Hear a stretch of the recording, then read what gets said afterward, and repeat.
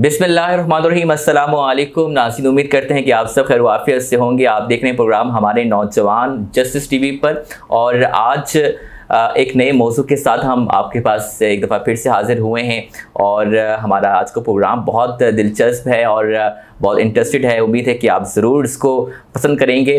नाज़रीन, हमारे मुल्क में अगर बात की जाए तो अक़लियती बिरादरी के हवाले से बहुत सी जगहों पर हम ये देखते हैं कि जब भी ये वर्ड हमारे सामने आता है तो उन्हें पूरे हकूक़ हासिल हैं, जिस तरह एक मुसलमान पाकिस्तानी को हासिल हैं, जिस तरह एक आम शहरी को हासिल हैं।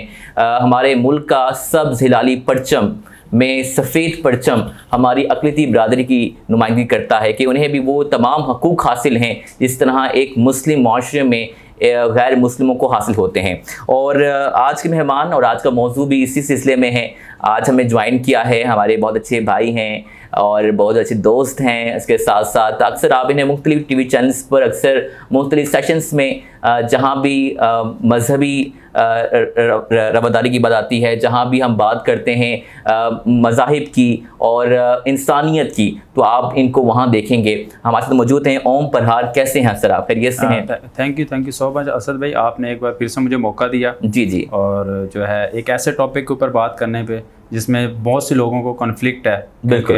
आपको भी पता है कि कंट्रोवर्सी चलती रहती है रिलीजियस को लेके और दो कंट्रीज़ को लेके। तो इस टॉपिक पे बात करने के लिए बहुत कम लोग आगे आते हैं, लेकिन मैं ऑनरेबल होता हूँ और आप जब भी मुझे बुलाते हैं तो मुझे खुशी होती है। ये हमारे लिए ऑनर की बात है कि आप हमें मौका देते हैं कि हम अपने जो गैर मुस्लिम जो हमारे साथ बिरादरी यहाँ हमारे पाकिस्तान में रहती हैं उनकी नुमाइंदगी का आपको मौका मिलता है, और आपका मौक़िफ़, आपकी कम्युनिटी का मौक़िफ़ हमारे सामने आता है। ओम, सबसे पहले तो ये बताइएगा कि आप क्या कर रहे हैं आजकल, और पहले तो मुझे बताएं अपने करियर के हवाले से, कहाँ से स्टडीज़ की आपने, इंटर कहाँ से किया, मैट्रिक कहाँ से किया, और उसके बाद ग्रेजुएशन कहाँ से की, और अब क्या कर रहे हैं? असल में डिटेल में तो नहीं जाएंगे, एक छोटा सा ओवरव्यू देंगे क्योंकि डिटेल में बात लंबी हो जाएगी इंट्रोडक्शन पे। मैं भी पाकिस्तान के एक छोटे से शहर, साउथ पंजाब का शहर है ज़िला रहीम खान, वहाँ के एक छोटे से गाँव से जो है मेरा ताल्लुक़ है। मैंने जो है जैसे अपनी जो है बेसिक नॉलेज जो है, एजुकेशन जो है मैंने अपने गांव में की है। उसके बाद एक शहर है खानपुर। अच्छा। खानपुर में जो था, फिर मैंने वहाँ से अपनी जो है कहते हैं इंटरमीडिएट तक की एजुकेशन। दैन उसके बाद फिर मैं इस्लामाबाद आया तो पीर मेहर अली शायर एग्रीकल्चर यूनिवर्सिटी के अंदर मैंने अपनी ग्रेजुएशन की है जी, कंप्यूटर साइंस के अंदर।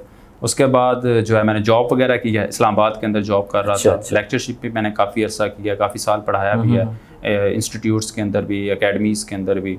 और मैंने एज अ प्रोफेशनल जो था वो आईफोन डेवलपमेंट जो की है रिसेंटली, जो मेरी जॉब थी जिसमें मैं वो था। लेकिन उसके बाद अभी जो है मैं इंशाल्लाह मुकाबले के इम्तिहानियों की तैयारियों में बैठ गया हूँ। तो मैंने जॉब्स वगैरह छोड़ दी हैं। तो बाकी ये है कि ज़ाहिर सी बात है मुकाबले के इम्तिहान की तरफ बहुत लोग कम आते हैं। माइनॉरिटीज़ में भी आप देखा जाए तो सारी सीटें खाली जा रही होती हैं।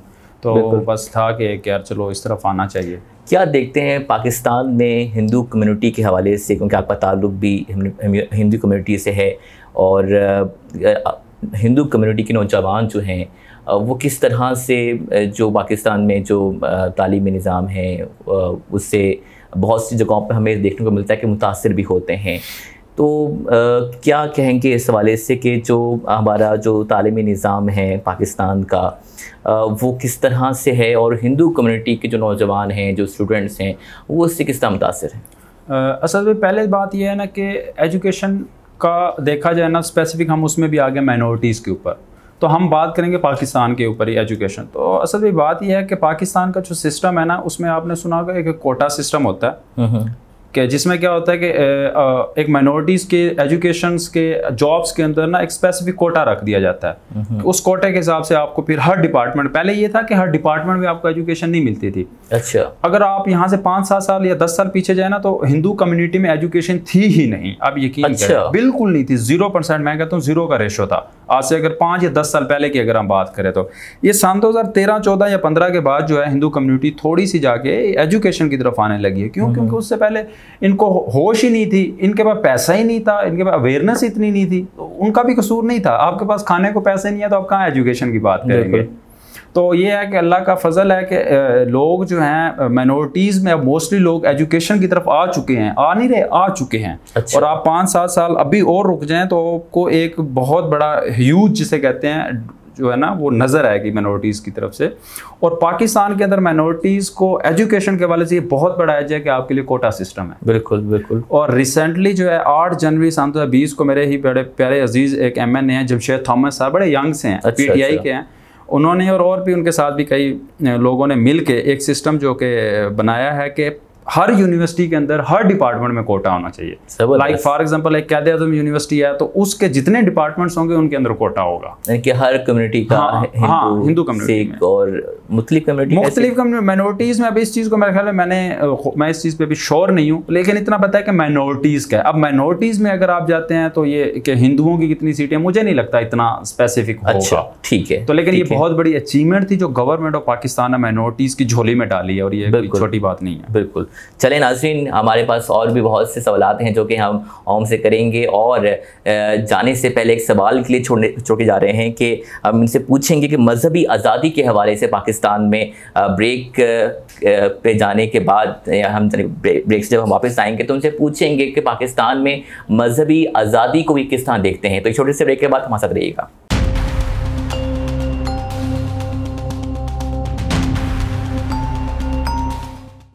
वेलकम बैक नाज़रीन, उम्मीद करते हैं कि आप खैरियत से होंगे, और हम एक दफ़ा फिर से ब्रेक के बाद हाजिर हुए हैं। और हमारा आज का प्रोग्राम जो है वो बड़ा दिलचस्प है, क्योंकि हमारे साथ एक ऐसे मेहमान मौजूद हैं जो कि जिनका ताल्लुक़ हिंदू कम्युनिटी से है, और वो इस वक्त CSS के इम्तहानात की तैयारी कर रहे हैं। और इसके अलावा माजी में हिंदू कम्युनिटी के हवाले से अगर बात की जाए तो ये सियासत में भी रहे हैं।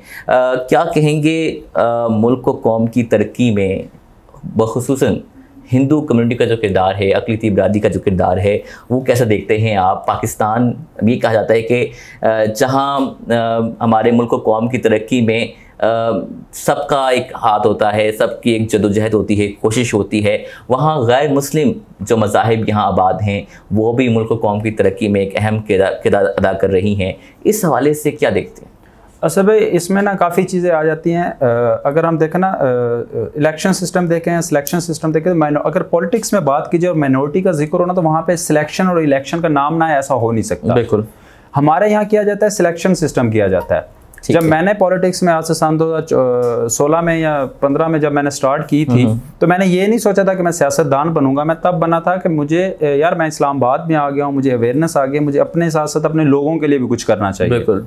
तो मैंने वो एक कदम बढ़ाया था, मुझे नहीं पता था कि वो कदम सियासत का कदम कहलाता था। अच्छा। जब मैं सियासत में घुसा तो मुझे इतनी चीज़ें पता लगी जो कि एक नॉर्मल हिंदू को नहीं पता होती, कि हमें ये सब गवर्नमेंट ऑफ पाकिस्तान की तरफ से मिल रही होती है। अच्छा।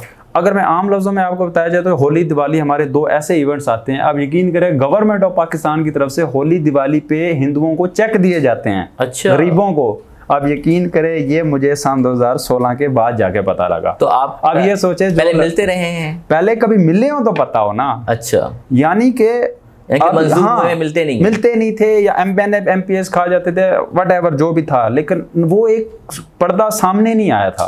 जब मैं सियासत में घुसा, मैंने जब यूथ को आगे एक लीड किया आके, तो मैंने यूथ को लीड किया था, क्योंकि मुझे पता था ये जो बुजुर्ग हमारे हैं ये थोड़े पिछली पीढ़ी के बंदे हैं। तो ये क्या तब्दीली आई है? क्या वो मिल रहे हैं? हाँ, अब तो मिल रहे हैं। पहले भी शायद मिलते थे, लेकिन वो हमें पता नहीं था, मेजोरिटी को नहीं पता था। अब मेजोरिटी को पता है इस चीज़ का।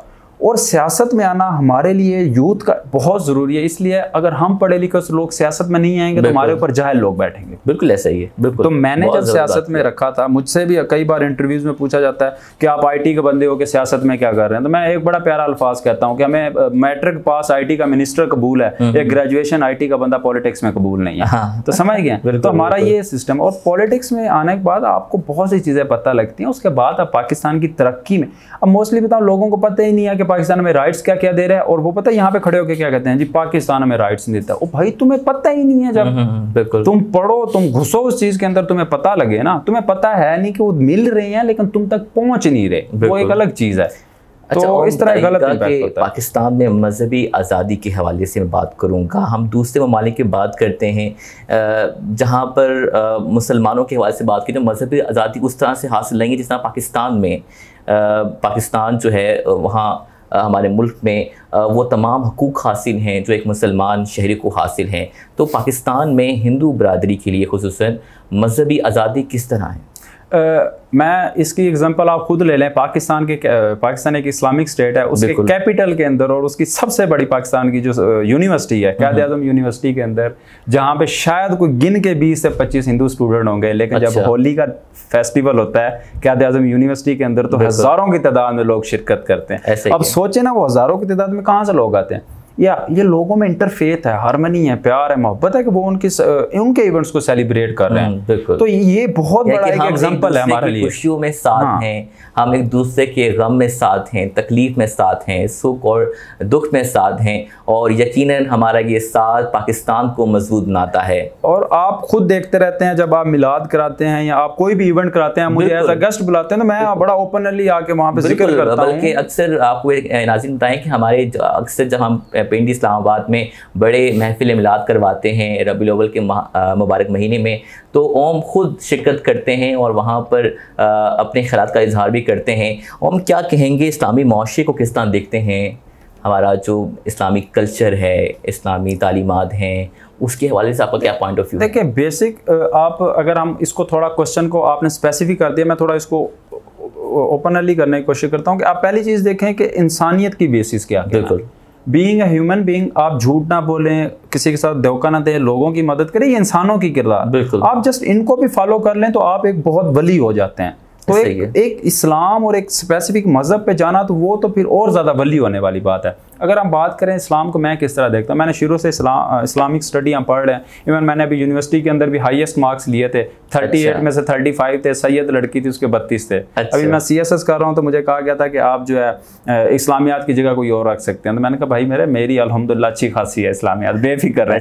तो लोग एक हिंदू से एक्सपेक्ट नहीं करते कि वो अल्हम्दुलिल्लाह का लफ्ज़ क्यों यूज़ कर रहा है, इंशाल्लाह का लफ्ज़ यूज़ क्यों कर रहा है। तो यार ये सोसाइटी में रहा है कि मैंने पॉजिटिविटीज़ देखी हैं, मुसलमान भाइयों में देखें, आप जैसे भाइयों में देखी हैं, तो मैं उनको अडॉप्ट करने की कोशिश करता हूँ कि यार ये नहीं देखता कि ये असद भाई का मजहब क्या है, नहीं यार ये अच्छी चीज़ है, इसको अडॉप्ट करो। फिर उसके बाद एक इमेज बनता है कि यार ये मुसलमान था तो मुसलमानों में ये चीज़ थी। इस तरह हिंदुओं में भी काफ़ी कॉन्फ्लिक्ट्स होंगे जो आपको मुझसे मिलने के बाद या कई लोगों से मिलने के बाद ख़त्म हो जाते हैं। बिल्कुल ऐसा ही। तो मज़हब जो है वो हर स्टेट का होना भी ज़रूरी है, और हम लोग मज़हब पे तो बात ही नहीं कर सकते, हम इतने बड़े स्कॉलर हैं ही नहीं। तो लेकिन यह है कि पाकिस्तान के अंदर मज़हब की हमें भी फुल्लत आती है। मुझे नहीं याद कि आज तक कभी मुझे कहा कि तूने इस्लामियात ही पढ़नी है, ऐसा सच नहीं है। क्रिश्चियंस को भी नहीं कहा जाता, सिखों को भी, किसी को भी नहीं कहा जाता। ना कभी कहा जाता है कि हम तुम्हें होली दिवाली नहीं मनाने दे रहे, ऐसा कुछ भी नहीं होता। ना कभी ये कहा गया यूनिवर्सिटी के अंदर इनकी सीटें अलग रखी जाओ।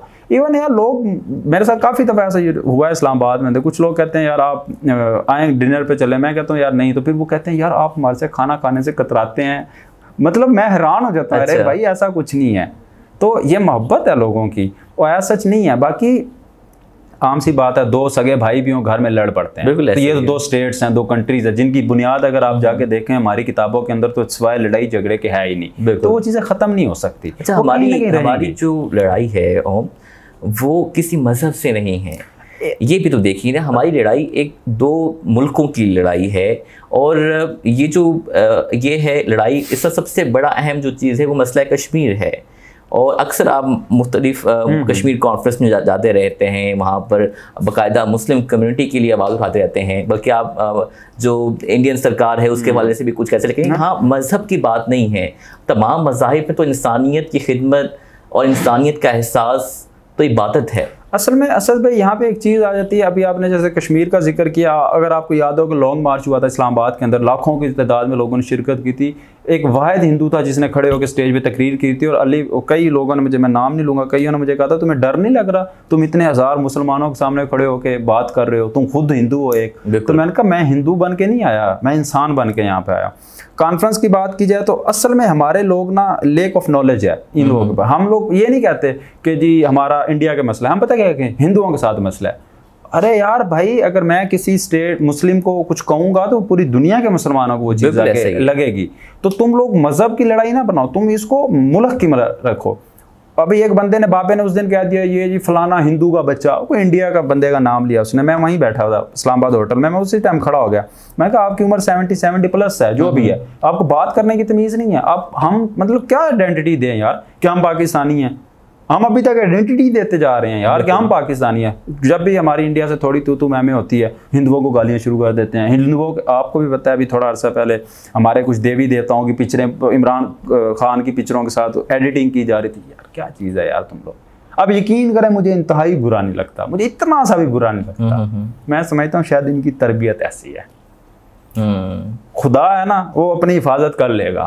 खुदा को हिफाजत के लिए इंसान नहीं चाहिए मेरी नज़र में, समझ रहे हैं? वो तो हाँ, वो रख लेगा, अपनी हिफाजत कर सकता है। मुझे अल्लाह को या मेरे खुदा को मेरी ज़रूरत नहीं है कि ये मेरी हिफाजत करेगा, इतना मैं अभी नहीं अफजल हुआ, ठीक है।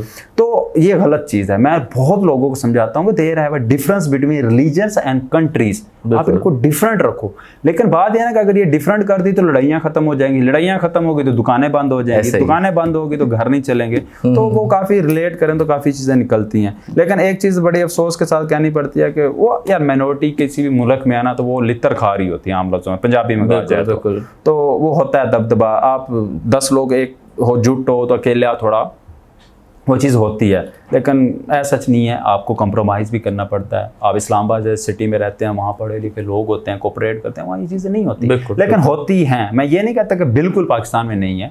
आप अमेरिका में चले जाएं, कालों का गोरों का मसला चल रहा है, रशिया में चले जाएं, लंदन में चले जाएं, हर जगह चलता रहता है। लेकिन फिर वहाँ पे देखा जाता है, कंपैरेटिव किया जाता है कि रेशो देखी जाती है। बिल्कुल, तो ये चीज़। अच्छा, अभी आपने बात की नाज़रीन के कुछ अर्सा पहले जिस तरह से मुख्तलिफ हमारे देवताओं को उनकी तोहीन की गई, अगर हम कुरान मजीद में भी बाकायदा इसके हवाले से जो है अल्लाह ताला का फरमान है कि अगर हम दूसरों के यानी कि दूसरे गैर मुस्लिमों के खुदाओं को गाली देंगे तो वो हमारे खुदा को गाली देंगे। तो क्या ये ऐसा पॉसिबल नहीं है कि हम लोग गाली गलोच और इंतहा पसंदी से निकल कर बतौर एक इंसान होकर सोचें, बतौर एक मुसलमान होकर सोचें, क्योंकि हमें इंसानियत का जो सबक है वो इस्लाम से ही मिलता है। एक छोटे से ब्रेक के बाद हाजिर होंगे और पूछेंगे ओम से कि वो आइंदा मुस्तकबिल में क्या करना चाहते हैं। एक छोटे से ब्रेक के बाद हमारे साथ रहिएगा।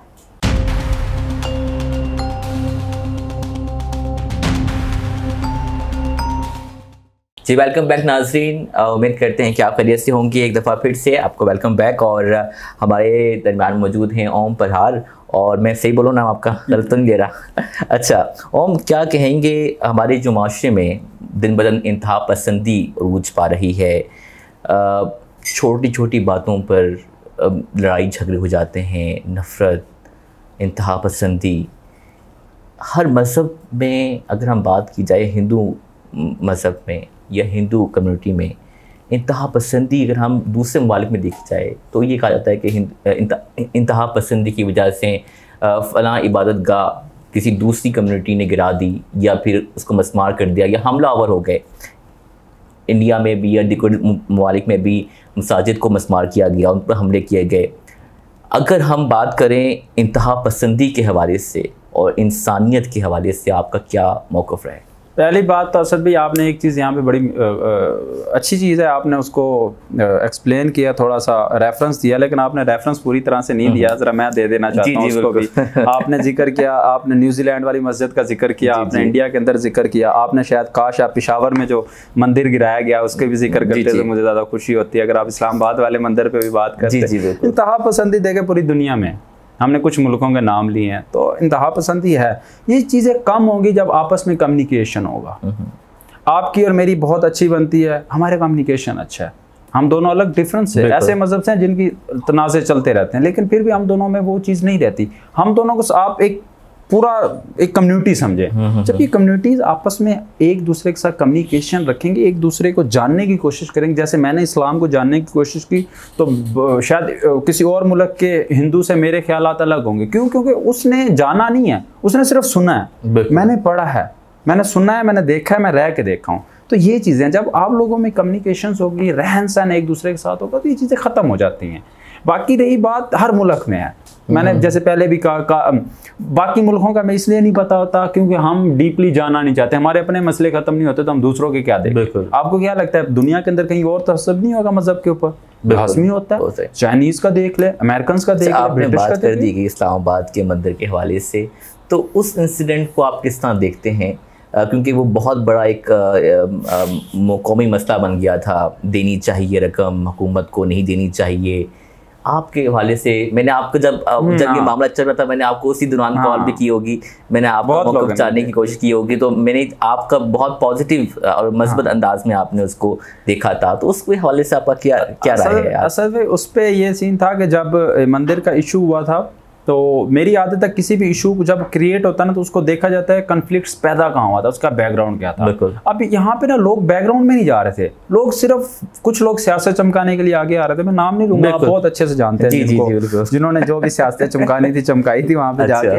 तो बात यह है, आप उस चीज को समझो तो सही ना, है क्या रोला ये नहीं था कि मंदिर बन रहा है, हुकूमत का मसला ये था कि हम पैसा जो है वो कहाँ से दें, हम अपने पैसे से दे सकते हैं, हमारा मजहब क्या ये इजाजत देता है? नहीं, लोग इस पे नहीं जा रहे थे, लोग कह रहे थे बनना नहीं चाहिए। या अरे यार देखो, पाकिस्तान में 80 लाख के करीब हिंदू रहते हैं, अगर 80 लाख के करीब हिंदुओं का जो टैक्स आता है ना, उस टैक्स से क्या एक 5 मरले का मंदिर नहीं बन सकता, उसकी दीवारें नहीं बन सकती? इस्लामाबाद की हम बात करें रीजन की, यहाँ कितनी हिंदू कम्युनिटी रहती है जिसके हिसाब से मंदिर असल में फिगर आउट नहीं किया जा सकता। अभी इलेक्शन कमीशन है, जब ये मसला चल रहा था तो election commission I think so, मैं शायद गलत नहीं हूँ तो 175 घरों का जिक्र किया था रजिस्टर्ड है इस्लामाबाद के अंदर, पिंडी में नहीं, इस्लामाबाद के। लेकिन असल भाई फिर बात वहीं एक ही आ जाती है कि आपको पता है पाकिस्तान में कितने शराब खाने हैं, इस्लामाबाद में कितने शराब खाने हैं, क्या वो 175 घरों के लिए बने हुए हैं? जब 175 घरों के लिए लाख तुम फॉर एग्जांपल 100 शराब खाना बना सकते हो तो एक मंदिर, लेकिन वो बात अलग है। मैं सिर्फ इस बात पे आता हूँ, कन्फ्लिक्ट ये बनता है बनना चाहिए नहीं बनना चाहिए, बनने तो क्यों बने। देखें, अगर तो ये कहते हैं जी हमारे पैसों से क्यों बन रहा है, तो भाई मेरे देखो हिंदू रहते हैं, हिंदुओं का भी पैसा टैक्स है, बिल्कुल ठीक है, उनके टैक्स से पैसे बना दो। क्या आप लोग मदरसों को भी तो पैसे जाते हैं ना? बिल्कुल जाते हैं, ठीक है, सबको पता है। बात यह है कि आप उनके पैसे से बना दो, अगर नहीं बनाना चाहते उनको स्ट्रेट फॉरवर्ड कह दो भाई तुम अपने जाती पैसे से बनाओ। भाई लोग जाती पैसे से भी बना सकते थे, लेकिन बात ये नहीं थी, पैसों का तो रोला ही नहीं था, बात कुछ और थी। मतलब है कि इसको मजहबी इंतहापसंदी का रंग दिया जा रहा था। मजहबी इंतहापसंदी आप इसे ना कहें, मजहबी इंतहापसंदी कहने से हमारे शायद मुल्क का एक गलत इंपैक्ट दुनिया में जाएगा। आप ये कहेंगे लोग अपनी सियासत चमकाने के लिए। अच्छा, क्योंकि अगर आप मजहबी इंतहापसंदी की बात करें तो पाकिस्तान कभी इस चीज की इजाजत ही ना देता। वो जगह भी तो पाकिस्तान ने दी थी ना, कोई हम इंडिया से उखाड़ के तो नहीं लाए थे ना, वो पाकिस्तान ने दी थी। अगर उसके ऊपर जो प्रोसेस चल रहा था वो पाकिस्तान की स्टेट चला रही थी ना, बनाने की कोशिश कर रही थी। मैं करेक्ट हूँ या नहीं हूँ, अभी कुछ दिन पहले ही मैं पार्लियामेंट लॉजर्स में किसी के पास बैठा हुआ था तो वो बंदा मुझे बता रहा था कि ये जो जगह थी ना, ये एक श्रीलंकन बंदा था, अब पता नहीं गलत था सही था अल्लाह जानता है, एक श्रीलंकन बंदा था जो मर गया है, ये उसकी जगह थी। अच्छा, वो शायद यहाँ पे जिसे कहते हैं ना एम्बेसिडर था या पता नहीं क्या था, मुझे सही तरह उसके याद नहीं है, वो छोड़ रहा था ये सही कह रहा था, लेकिन वो बंदा कोई अच्छा था, मुझे लग रहा था कि उसकी बातों में वैलिड था। वो कह रहे थे असल ये जगह उसकी थी। अब अल्लाह जानता है किसकी थी। कुछ लोग कहते हैं सन 2017 के अंदर नून लीग हुकूमत में इसको बहाल किया गया, उसके बाद प्रोसेस रोक दिया गया, अभी प्रोसेस बनाया गया। तो ये इंतहा पसंदी ना कहें, इसे कहें सियासत। इंतहा पसंदी जो है वो मुल्क को डिग्रेड करती है। बिल्कुल, वो मुल्क में तो मैं नहीं चाहता कि एक गलत चीज़ जो है वो उसको उठाया जाए और हमारे मुल्क को डिग्रेड किया जाए। अजीज पाकिस्तान को किस तरह देखते हैं? ये सबसे बड़ी अभी मुझसे एक बार इंटरव्यू में पूछा जा रहा था, बार बार एक ही सवाल पूछ रहा था कि आप पाकिस्तान और इंडिया में क्या देखते हैं, पाकिस्तान और इंडिया में। वो आप ही का कोई प्रोग्राम था, तो मैंने दोनों में क्या फ़र्क है, दोनों में क्या फ़र्क है, तो मैंने उसको कहा कि पाकिस्तान जो है कलमे की बुनियाद पे बना हुआ है, इंडिया कलमे की बुनियाद पे नहीं बना, या कोई और मुल्क कलमे की बुनियाद पे नहीं बना। ये सबसे बड़ा डिफरेंस था। बाकी जो तुम डिफरेंस सुनना चाहते हो माज़रत के साथ, मुझे नहीं पता। नहीं, हम डिफरेंस की बात नहीं कर रहे, हम कह रहे हैं कि बतौर पाकिस्तान अपने मुल्क से मोहब्बत करना, अपने मुल्क से, क्योंकि इंसान जहाँ पैदा होता है वो उसकी एक उससे मोहब्बत उसकी फितरत में होती है।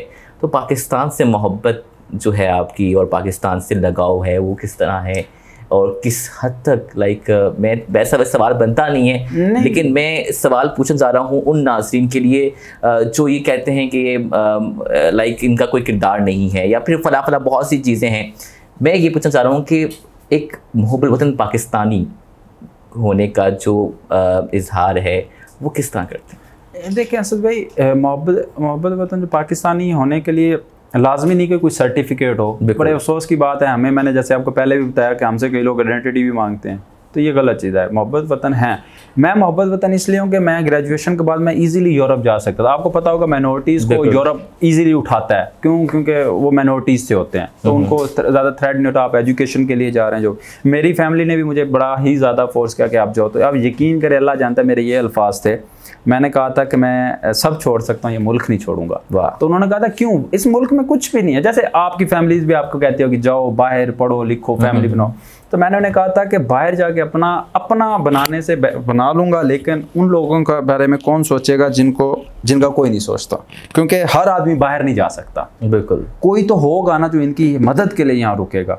तो मैं मुझे अपने ही लोगों की, अपनी धरती की, अपने मुल्क से मोहब्बत की निशानी है कि आप। उसकी वजह ये थी असद भाई, अगर हम जैसे पढ़े लिखे लोग यूरोप निकल जाएंगे ना, तो पीछे जाहिल रह जाएंगे। जाहिल फिर क्या करेंगे? ये हमें जी तहफ़्फ़ुज़ नहीं है, हमें जी पाकिस्तान में कुछ नहीं मिलता। क्यों? वो जाहिल है ना, पढ़े लिखे, और वाकई उनका कसूर नहीं है, उनको बताता कोई नहीं है। पढ़ा लिखा तो बाहर चला जाता है, पीछे रह जाता है। जाहिलों वाली बातें करेगा।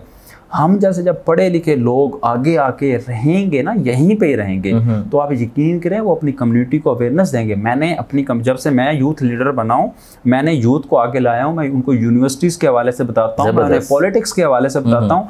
हमारे यहाँ बड़ा गंदा कंसेप्ट है जी, सियासत गंदी है। सियासत गंदी नहीं होती, सियासतदान गंदा होता है। बिल्कुल, पॉलिटिशियन गंदा होता है। आप साफ शफाफ सियासत करें।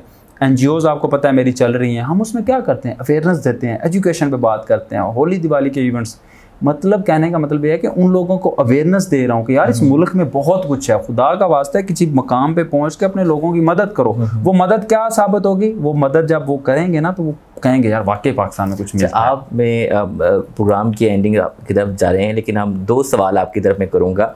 आप अक्सर हमारे मुख्तलिफ मजहबी इवेंट्स पे आते रहते हैं और ज़िक्र करते हैं इस्लाम के अदल व इंसाफ का, और जो है खुलफाए राशिदीन का, और दीगर उनको आप किस तरह से नज़र से देखते हैं? क्योंकि अक्सर आपके जो हैं तकरीर में उनका जिक्र होता है। आप जब आका तो जहाँ सल्लल्लाहु अलैहि वसल्लम की बात करते हैं, उनके साथ सल्लल्लाहु अलैहि वसल्लम लगाते हैं, तो ये दीन इस्लाम से जो वाबस्तगी है आपकी, जो लगाव है, वो कैसे पैदा हुआ और ये क्या वजूहात इन सब? इस पे भी बड़ा चीज़ें पूछी जाती हैं असद भाई, कि लोग कहते हैं आप हिंदू हो गए। जैसे मैंने पहले भी कहा था कि वो हिंदू के लफ्ज़ मुंह से इंशाअल्लाह का, अल्हम्दुलिल्लाह का लफ्ज़ सुनना बड़ा उनके लिए अजीब होता है। नहीं होना चाहिए यार। देखें, मैंने आपको पहले बात किया, मैं इंसान को परखता हूँ, मुझे उस इंसान में जो अच्छी चीज़ लगती है मैं उसको अडॉप्ट करने की कोशिश करता हूँ। ठीक है। अब मैं इस्लाम पढ़ा है, सबको पता है, इस्लामियात पढ़ी है आपने भी, हमने भी पढ़ी हुई है। तो जब हम उस चीज़ों में पढ़ते थे, जो चीज़ मुझे अच्छी लगती थी मैं उसको अडॉप्ट करता था। अच्छा, कि यार उसको, जैसे मैंने आपको पहले कहा, मुझे में जो अच्छी बात लगे कि मैं उसको कोशिश करूँगा, कॉपी करूँगा अपने तरफ। क्या अच्छी लगी आपको?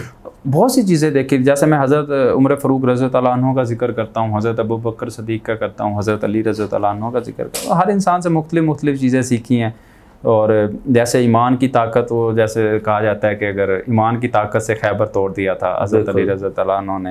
हज़रत उमर फ़ारूक की बात की जाए तो वो 1200 मील मुरब्बा मालिक थे, और फिर भी अगर सियासत देखी जाए ना तो मैंने उनसे सीखी है। ज़बरदस्त, यकीन करें वो वाकई दिल खुश करने वाले। ऐसे हमारे मज़हब में भी हैं। हमारे मज़हब में भी श्री राम है, बहुत कम मैं हमारे मज़हब का जिक्र करता हूँ। हमारे हैं श्री रामचंद्र जी हैं, वो एक राजा के बेटे थे। अच्छा। और उन्होंने जो था सब कुछ छोड़ के जंगल में चले गए थे अपनी बीवी और छोटे भाई के साथ, और अपनी पूरी 14 साल उन्होंने वनवास काटा था। हमारा यहाँ लफ्ज़ यूज़ होता है वनवास काटना, यानी कि घर छोड़ देना, एक आम इंसान की तरह जो है ज़िंदगी गुजारना जंगलों में जाके। अच्छा। क्यों? बादशाह का बेटा होकर क्यों गुजारा है? क्यों? वो देखने चाहते थे कि यार मतलब हम तो बादशाह हैं, लोग कैसे गुजारते हैं। बिल्कुल। तो ये चीज़ें थी जो चीज़ें मुझे अच्छी लगती। साईं बाबा का मैं बहुत ज़्यादा जिक्र करता हूँ, आज तक नहीं पता लगा वो हिंदू थे मुसलमान थे। उसके बाद और मज़हब की बात और गुरु नानक साहब का जिक्र ना हो, वो हो ही नहीं सकता। तो मैं मेजोरिटी में कुछ ऐसे लोगों को मानता हूँ जो इंसानियत को बहुत ज़्यादा तरजीह देते थे। आप अब्दुल सारीदी को देख लें, वो इंसानों की रूह से ही मेरे ख्याल से बाहर हैं यार। बिल्कुल ऐसे। उन्होंने मज़हब ही नहीं रखा, हर मज़हब को पढ़ाया और बच्चों को अडॉप्ट किया, उनको वो किया। तो मज़हब जो है, मज़हब किसी इंसान की ज़िंदगी में मज़हब का होना बहुत ज़रूरी भी है, लेकिन अगर वो इंसान हो तो। हम लोग पहले तो इंसान नहीं है। आप खुद देखें, हम छोटी बच्चियों के साथ ज़िना कर रहे हैं, हम लोग झूठ बोल रहे हैं, फ़रेब, धोखा, मतलब ये इंसान की फितरत ही नहीं है। बिल्कुल। तो इंसान के लिए मज़हब का आना ज़रूरी है। पहले मैं अपनी बात कर रहा हूँ, मैं तो अभी इंसान ही नहीं हूँ, क्योंकि हमने ये सब बुराइयाँ हैं, बहुत सी बुराइयाँ हैं, मैं अभी किस का आपको बताऊँ। तो जब मैं इंसान बनूँगा तो फिर इंशाअल्लाह किसी एक मज़हब को भी कोट फिर बंदा करता अच्छा लगता है। अच्छा, आगे मुस्तकबिल में क्या इरादे हैं, क्या करना चाह रहे हैं और क्या बनना चाह रहे हैं? भाई मैंने अभी पहले भी बताया था कि मुस्तकबिल भी मेरा बदलता रहता है। आज जब काफ़ी साल पहले की बात है, जब लोग MBA की तरफ बहुत भाग रहे थे, तब मुझे एक आइडिया हुआ था कि IT का दौर आएगा, तो मैंने ICS रखी और IT की तरफ मैं भागा, और वही हुआ। आज IT का इतना ज़्यादा अरूज है, अब की सोच है ऐसे ही। और अब मेरी जो एक थॉट है या परसेप्शंस है, मुझे जो लग रही है आने वाले वक्त के अंदर मुझे ब्यूरोक्रेसी, उसके बाद में मैं पॉलिटिक्स में भी घुसा, मतलब ठीक था, जो भी एक मेरा लाइफ का था घुसता रहा, लेकिन अब मुझे लगता है मेरा फ्यूचर वो ब्यूरोक्रेसी है। मैं CSS का इम्तिहान देके किसी एक अच्छे होते। नौजवानों को क्या पैगाम देंगे जो आपको देख रहे हैं? पाकिस्तान बहुत से लोगों की नौजवान बहुत अक्सर नाउमीद और मायूस हो जाता है पाकिस्तान के हालात देखकर। तो आप तो एक हिंदू कम्युनिटी से ताल्लुक़ रखते हैं और पाकिस्तान के हालात बड़े करीब से देखते हैं। आप माशाल्लाह मुकाबले के इम्तहान की तैयारी कर रहे हैं, तो उन नौजवानों के लिए क्या कहना चाहेंगे जो कि इस वक्त आगे बढ़ना चाहते हैं, मुल्क व कौम की तरक्की में अपना किरदार अदा करना चाहते हैं और अपने पाँव पे खड़ा होना चाहते हैं? देखें सर भाई, पहली चीज़ हमारे नौजवानों में सबसे बुरी ये चीज़ है कि इन्हें रातों रात अमीर बनना है, रातों रात शोहरत आनी है, वो जो कि टिकटॉक से आ भी रही है आजकल कई लोगों को, लेकिन वो 1-2 दिन की होती है। यार देखो, कंसिस्टेंसी नाम की एक चीज़ होती है। आप किसी एग्जाम की बात कर लो, लाइफ की बात कर लो, कहीं पर भी आ जाओ, बिजनेस की बात कर लो, जॉब में आ जाओ, कंसिस्टेंसी होना बहुत जरूरी है। वक्त लगता है, चीज़ें लगती है, कोई शॉर्टकट नहीं है लाइफ में, यकीन करें। इमरान खान ने भी कहा, मैं कुछ का सपोर्टर नहीं हूँ, लेकिन ये वाकई बात है, शॉर्टकट नहीं है लाइफ में। मैंने खुद बड़े आजमाने की कोशिश की है, मैं सियासत में शॉर्टकट के थ्रू मिनिस्टर बन जाऊँ, नहीं हो सकता पॉसिबल। यूथ के लिए मेरा ये मैसेज है कि भाई देखो, शॉर्टकट ना अपनाओ, वैलिड वे से आओ, ठीक है। दूसरी चीज स्ट्रगल, कंसिस्टेंसी रखो, स्ट्रगल रखो, मेहनत जारी रखो। और दूसरी चीज, नेगेटिव लोग आपके इर्द गिर्द बहुत हो गए, छोड़ दो नेगेटिव लोगों, और ये दिल लगी लगाना छोड़ दो लोगों से, चीज़ों से। खुदा जानते किसी चीज़ से दिल लगी, ये दुनिया फानी है, आप छोड़ दो।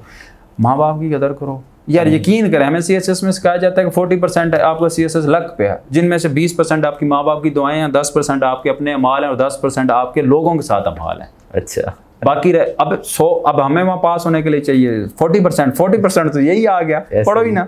तो मैं कहने का मकसद है, हमारे नौजवानों में कंसिस्टेंसी नहीं है, हमें शोहरत चाहिए, रातों रात चाहिए, रातों रात नहीं। मुझे लोग कहते हैं यार, ये हार्डली कोई 20-22 साल का हूँ और मैं 22 का हूँ, हार्डली लोग कहते हैं यार इसके भाई इतना कुछ आ गया, किसी मिनिस्टर का। भाई नहीं हूँ मैं, मुझे 6-7 साल हो गए फैमिली छोड़े, मैं इस्लामाबाद में रह रहा हूँ, 6-7 साल से मैं विदाउट फैमिली रह रहा हूँ। मेरी स्ट्रगल देखें, मैं एक हॉस्टल से निकला रोडों से, और आज जिस मकाम पर भी हूँ, ग्रेजुएशन हुई, जो भी अल्लाह ने मुझे दिया, ये स्ट्रगल है यार। आप स्ट्रगल करना ही नहीं चाहते। हमारे यहाँ जी बस रातों रात वाला जो सीन है ना, वो जो चीज़ है ना, वो एक चीज़ है। उस चीज़ को मैं कहूँगा कि अवॉइड करें और एक वैलिड वे पे आएँ और सोच अपनी पॉजिटिव रखें और मुल्क ना छोड़ें। आप इस मुल्क में आप छोड़ के चले जाओगे ना, लेकिन आपके वो जो बुजुर्ग हैं या वो जो आपके हमसाए होते हैं, जिन्होंने आपको बचपन में कंधे पे लेके घूमे होते हैं ना, उनके लिए कुछ कर जाएं। अगर ये बात समझ आ जाए ना, तो आपकी शायद ज़िंदगी बिल्कुल। यानी कि बहुत बहुत शुक्रिया ओम आपका कि आपने हमें टाइम दिया आज के इस प्रोग्राम में। नाज़रीन, ओम का ये पैगाम है कि ये हमारा वतन वतन अज़ीज़ हमारे आबा अजदाद की कुर्बानियों का सिला है, हमारे शोहदा के लहू के से सींचा ये मुल्क है और हम सबको इसकी कदर करनी चाहिए। ये मुल्क, अगर आज़ादी की असल अहमियत को जानना है तो उन लोगों से जाके पूछो जो आज़ादी से महरूम हैं। और इस वक्त हम सब तभी तरक्की कर सकते हैं, तरक्की की राहों में और खुशहाली की राह पर गामज़न हो सकते हैं, जब हम सब एक साथ हों। नफ़रतों को ख़त्म कीजिए, मोहब्बतें बांटिए, इंसानियत की खिदमत का जो दर्स हमें इस्लाम से मिलता है उसे फैलाइए। उम्मीद करते हैं कि आज का जो प्रोग्राम है वो आपको पसंद आया होगा। इंशाल्लाह एक नए मौजू के साथ, एक नए मेहमान के साथ अगले प्रोग्राम में हाजिर होंगे। तब तक के लिए अपना बहुत सारा ख्याल रखें। पाकिस्तान जिंदाबाद।